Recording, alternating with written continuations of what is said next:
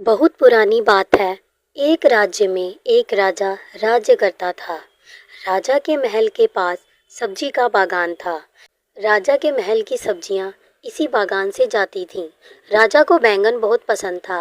राजा ने नए किस्म की प्रजाति का बैंगन अपने बागान में लगवाया।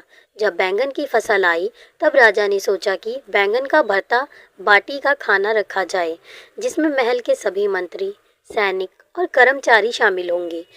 रसोइयों ने बड़े जतन से बैंगन का भरता और बाटी बनाई। खाना बहुत स्वादिष्ट था। राजा सहित महल के सभी लोगों ने जी भरकर बैंगन का भरता और बाटी का मजा लिया। राजा का एक प्रिय मंत्री था। उसे भी बैंगन भरता और बाटी बहुत पसंद आए। उसने कुछ खाना अपने घर के लिए रख लिया।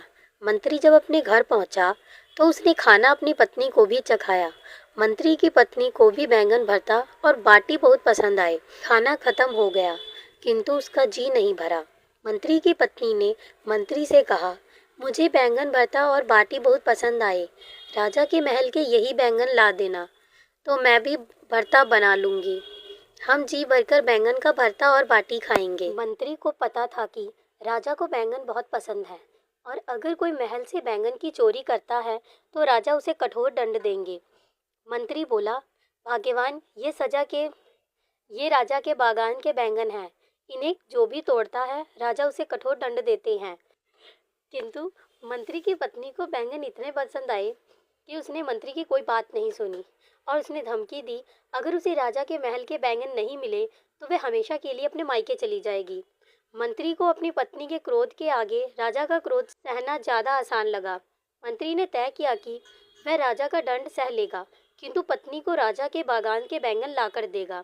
दूसरे दिन सुबह होते ही मंत्री राजा के महल पहुंचा और बागान का मुआयना करने लगा। मौका पाते ही मंत्री ने कुछ बैंगन तोड़कर रख लिए और घर आकर पत्नी को दे दिया। मंत्री की पत्नी बहुत खुश हुई, और शाम होते ही उसने बैंगन का भरता और बाटी बनाई। बैंगन का भरता बहुत ही स्वादिष्ट था। बैंगन का भरता बहुत ही स्वादिष्ट था। दोनों ने जी भरकर खाना खाया।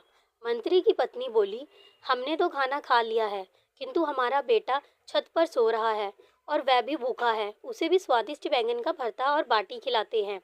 मंत्री बोला, अगर हमने अपने बेटे को बैंगन का भरता खिला दिया, तो यह बात राजा तक पहुंच जाएगी, क्योंकि हमारा बेटा कभी झूठ नहीं बोलता और यह सब सच बतलाता है। मंत्री के बार बार मना करने पर भी उसकी पत्नी नहीं मानी, और मजबूरन मंत्री को अपने बेटे को जगाने छत पर गया, और उसने चालाक दिमाग से एक युक्ति सूझी।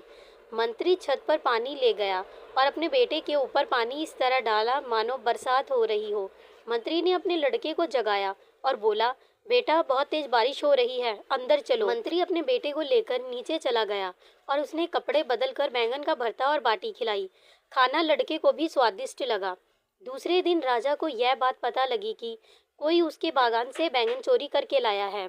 यह देखकर राजा को बहुत गुस्सा आया, और उसने अपने सैनिकों को चोर को ढूंढने के लिए आदेश दिया। सैनिकों के पतासाची करने पर यह पता लगा कि मंत्री जी सुबह बागान में आए थे। एक बात राजा को बतलाई। मंत्री राजा के पास पहुंचा तो राजा ने उसे पूछा कि क्या उसने महल के बैंगन चोरी किए हैं। मंत्री ने कहा, महाराज, मेरी इतनी हिम्मत नहीं कि मैं आपके बागान से बैंगन चोरी कर सकूं। राजा को पता था कि मंत्री का बेटा कभी झूठ नहीं बोलेगा। उसने मंत्री के बेटे को बुलाया और पूछा, बेटा, कल तुम्हारे घर में खाने में क्या बना था। मंत्री के बेटे ने बतला दिया कि कल रात उसके घर बैंगन का भरता और बाटी बनी थी। लड़के की बात सुनकर सभी को यकीन हो गया कि मंत्री ने ही बैंगन चोरी किए हैं, और अब उसे कठोर दंड मिलेगा। राजा मंत्री से बोला, मंत्री जी, कल सुबह आप बागान गए और आपके बेटे की बातों से यह सिद्ध हो गया है कि आपने ही बैंगन चोरी किए हैं। मंत्री बोला, महाराज, इसे इससे पूछिए कि कल रात का मौसम कैसा था। राजा को कुछ अजीब लगा, किंतु उसने मंत्री के बेटे से कल रात के मौसम के बारे में पूछा। मंत्री का बेटा बोला, महाराज, कल रात तो बहुत तेज बारिश हो रही थी। राजा बोला, कल रात में तो मौसम खुला हुआ था और बारिश की एक बूंद नहीं गिरी। तभी मंत्री बोला, महाराज, यही तो मैं आपसे बतलाना चाहता हूँ। दरअसल परसों जब मैं महल से बैंगन भरता और बाटी खाकर गया था, तब मैंने यह बात अपने घर में बतलाई और बतलाया कि बैंगन का भरता और बाटी बहुत स्वादिष्ट थे। तभी से ये बालक बैंगन का भरता मांगता हुआ सो गया और सपने में कुछ भी बड़बड़ा रहा था। बैंगन भरता और बरसात होने की बातें कह रहा था। राजा ने ये जानते हुए कि मंत्री ही बैंगन का चोर है, मंत्री को छोड़ दिया और मंत्री की बुद्धिमानी का कायल हो गया।